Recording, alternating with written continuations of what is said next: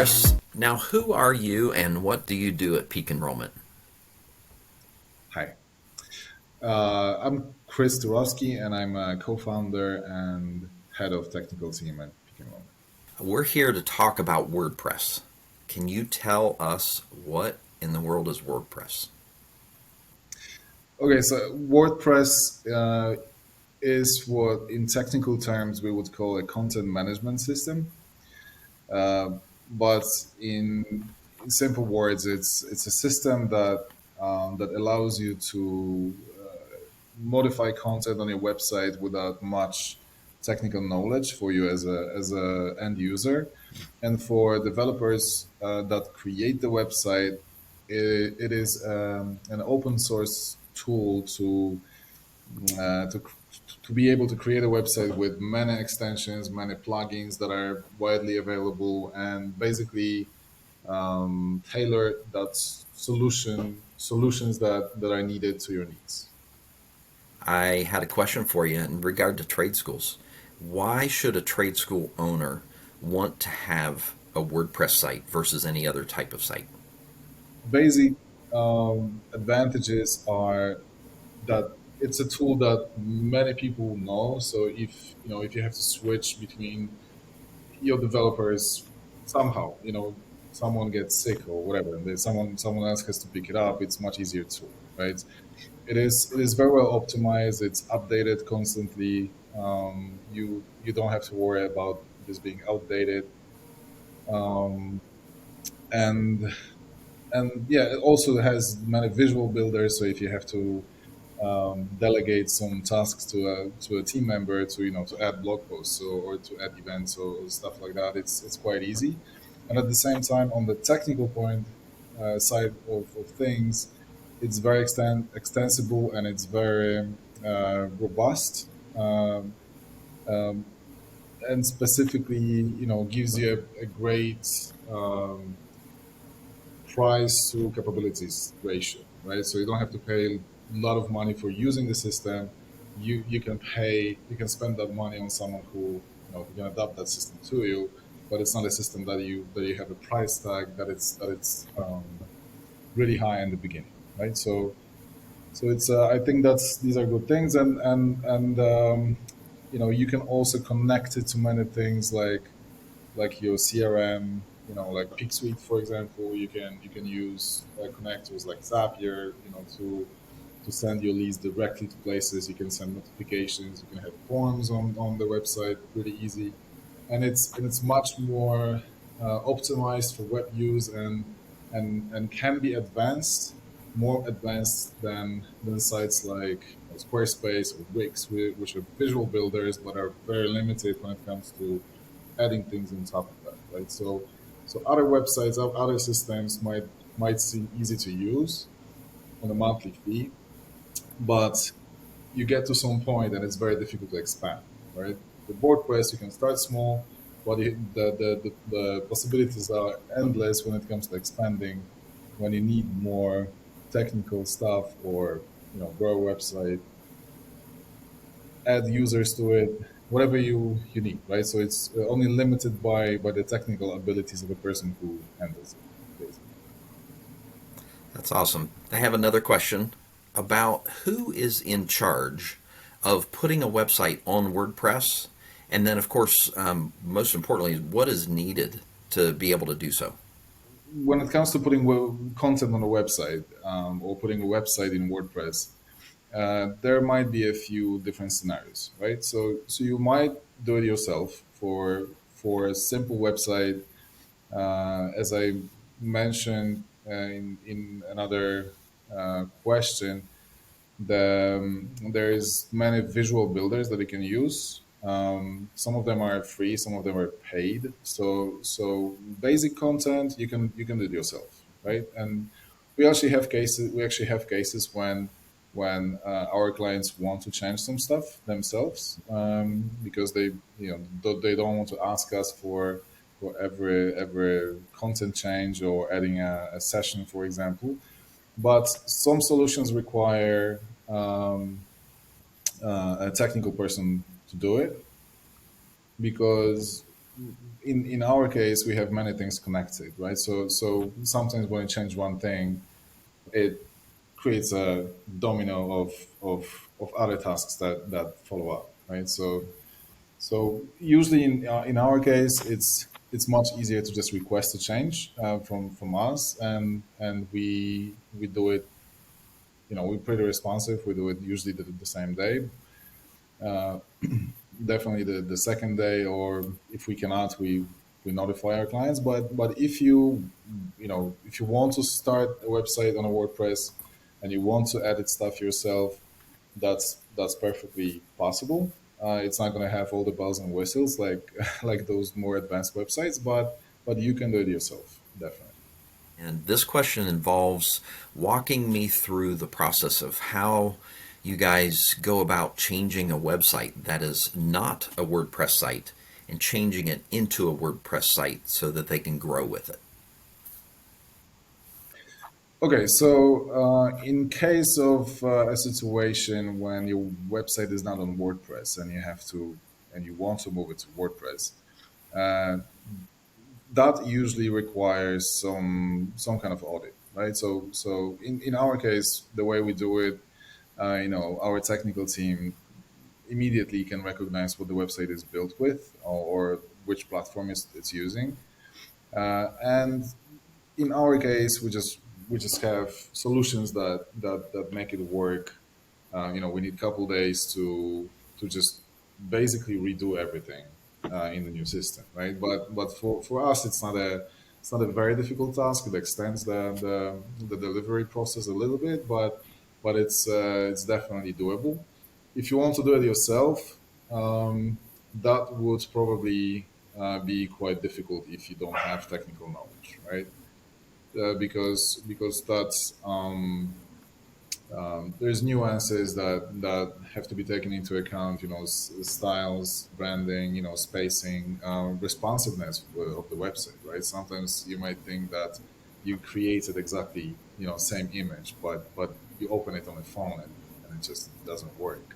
So we take all that into consideration. We use tools that are easy for you to use in the future, right? If you want to edit stuff. So in our case, in most cases, we use Elementor Pro, which is a visual builder as a base, right? So then we use extensions and plugins and some custom code and stuff. But for the most part, we just analyze the website that you have, select the tools that are needed to recreate it in WordPress, and one of our technical team members just codes it, basically creates, right? But in many cases, even if you have a website on WordPress, you might have it built in a different builder, visual builder. Some of them are, you know, better. Some of them are worse, right? And and we prefer to work with a better one. So for your benefit and for our benefit when it comes to um, modifying that website in the future, we usually convert it or rewrite it in the tool that's the best on the market, right? So we take that cost on ourselves. We, you know, we have license, agency license, so the client doesn't have to pay for it, but we do it just for us to be easier and for the client to be better and for the website to be faster, you know, more responsive, um, more optimized for search engines. But yeah, so usually that would require an audit and some kind of interaction with a technical person, at least to tell you what kind of scope you're talking about, right? Um, we we do it, as I said, usually within a week. So this kind of conversion, depending on the complexity of the website, obviously, but that, you know, that would be kind of a average. Awesome. Thank you, Chris. That's really important information, especially for school owners who are, they just want to be confident that what they started with is improved upon, and but also holding that as a backup for whatever reason. Yeah, yeah. And obviously, we save whatever you had in the beginning. We make a copy, and I'm not even going to mention that we make backups every day of the website and every week, so we always can go back if something goes Hmm. wrong. But every time our client wants to go back to the original website, we have a copy, no problem, stored in the form that was there before. And it's usually a process that demands consultation with the client as well, right? So some of the things that we suggest to be changed someone sometimes in those transitions. Not all the clients want to just give us all the whole steering wheel, right? That sometimes they like to have one hand on it, and we're fine with that. I mean, this is your website, this is your business. We understand that it's very important to you, and we just do it so everyone is happy, but slightly pushing that the best solution for it. Yeah. We know you're right, but sometimes you know uh, we have to slightly convince you that some solutions might be Yeah. better. Yeah. And that's a good way to put it. I mean, school owners want the best for their school. And we know what is the best, but it's a process. Just helping them through that process. Yeah, and I think it's true to any business, right? If you're a dentist and someone comes to you wants golden teeth, you might try to convince them that it's not the best idea, but maybe that's what they actually need, Yeah. right? So it's your expertise um, is important, but also what clients wants and what client says is equally important because that's their teeth, that's their Yeah. website. As a trade school owner, where can I find out if my website is actually already in WordPress or not? So if you want to find out if your website is on WordPress or not, you have a couple options, right? That depending on your technical expertise, you can look in the code, and if you used websites built on WordPress, you would know right away. But most of us humans do not do that on an everyday basis. So there's actually an easier way.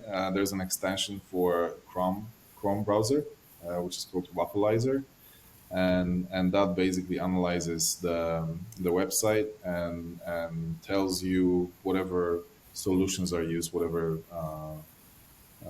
software, whatever extensions, whatever plugins are used, and if WordPress is on it, then you're good. Also going to show you, sometimes that you're using Elementor, which is a visual builder, which is the best option, and sometimes it's gonna show you some additional stuff like libraries of code of JavaScript and other technical things. But yeah, but I would recommend using that plugin. We also do it for our clients, so they don't have to, right? So if you don't want to look, look for it yourself, you can always ask us, and we can find it out for you really quick. Day. Um, you were telling me a story about your camper van. You and your wife had this grand idea of building this camper van yourself, and going on a vacation for months and, just having a great time. And I know comparatively, a lot of trade schools we have found they have tried their hardest to figure solutions out, especially when it comes to capturing visitors that come to their website and turning them into leads that actually enroll. So, with that example, I know it's kind of a weird example, but tell me about your camper experience so we can understand. Yeah. So it was a couple of years ago, and you know, we were freshly married, a couple of years after getting married, and we didn't have any kids, so we wanted to use our time to travel in a camper van, and some of that was hyped with the whole hashtag van life experience, but Hmm. we never been in a camper before even, but we wanted to have one. We wanted to travel in one because we liked the idea. And I thought to myself, to buy a camper, it's very expensive, right? It's just cost so much money. We could not afford that. And then I was like, I'm not a dumb person. I'm an engineer, right? So I can figure things out. And so I started. I had a day job, so I had to work 8 hours, and then I started doing research, and it turned out to be 4, 5, 6 hours a day, because then first I had to figure out how to do insulation, then I had to figure out how to do the electrics, then I had to figure out how to do the heating, right? Then you know then I when I started building it, it turned out that I didn't have proper tools to do it, right? So I had to buy all the tools. Then it turned out that, okay, so maybe doing this on a parking lot in front of the some building, it's not going to cut it, because every time I have to go to the bathroom, I have to put all the tools and all the parts inside of the van. I have to lock it. I have to go back to the building and then come back and then unload it, and so on and so on. And turns out that it's much better to use a driveway when you have a house to do that. And in all that, it was amazing experience, right? I'm not gonna lie. I've learned a lot of things. Many of them useful, some of them useless, right? But in the end, we built the van, right? It was ours. It was had some custom solutions made for us, but at the same time, instead of traveling for 3 months, we traveled for 3 weeks, right? Oh no, Because because you were all building that, it. all that time, spent on building it, Uh, I like to say that it's journey, not the destination. But in this case, we only had 3 weeks to travel in it, and then we started having kids, so we could not use it anymore because it was only made for two people. And so the I think the analogy is pretty good, in a way that there's many things that you can do yourself, right? And I mentioned that many times, that many of the things connected to the website, you can install WordPress yourself. Probably you can buy hosting. You can go read some website. You can watch YouTube videos yeah, on how to do it. And in the end, you might have a website, right? That works. that's not where it But stops either, right?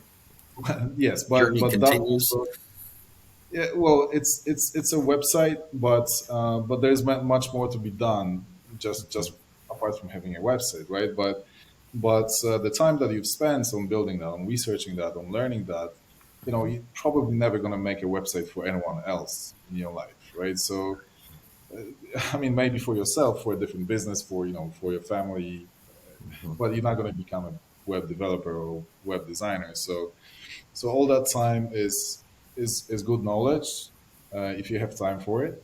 But I would probably think twice this time, if what's more important, right? Yeah, If traveling for 3 months is more important, or making it 30% cheaper than paying someone to do it, I would probably think twice, right? And that's also, in a way, you can put many other analogies, right, to it. We recently built a house, and someone is building a terrace for us now. I know how to do it. I could research. Probably would make many mistakes in the process, you've learned your but lesson now, have you? I wouldn't be able to do my work in the Yeah, meantime, right? So in if you're at school, and if you want to enroll students in your classes, I mean, that's your priority. Just like for us, our priority when traveling should be traveling, not building, right? So that expertise is gained with time, and sometimes it's just better to give it to someone who just does only that, right? Especially that there's many, as I mentioned, also there's many tools that you have to buy in the process. yeah, When someone who does that for many different schools, it's kind of expense for the agency. But if you want to do it yourself, you have to buy So every tool That that you you're gonna probably build won't on use again. Yeah. that. Yeah, Yeah. I have many of those. Yeah. Well, I think that's actually a great analogy because really what it comes down to is the priority, especially when it comes to trade schools or any business for that matter. Um, they do what they are good at. You know, when it comes to trade schools, teaching and educating and changing people's lives, that is what the focus is. And to be able to do more of that thing rather than doing more of building something that gets you to that level, it makes the journey so much better. So I'm using adventure terms on purpose because of your camper experience, but that's a great analogy, and I appreciate that. And on top of that, all kinds of warranties that when someone Hmm. does it for you, they're responsible if it fails, right? Yes. If if you do it and it works and then it fails, you have to kind of repeat the whole process of finding out why. We also use services of other companies, right? For example, we don't use our own hosting, right? We don't have our own servers, but we've developed a relationship with a hosting company that we trust, Hmm. that in case of something breaking with the website, with the servers, we can always ask them and they give us an opinion, they fix it, right? So we Right. also use it. We don't do everything ourselves because that's not necessary. Yeah. That's awesome. Thank you, Chris. I love these type of conversations, and we'll definitely have more of these. So thank you. Right.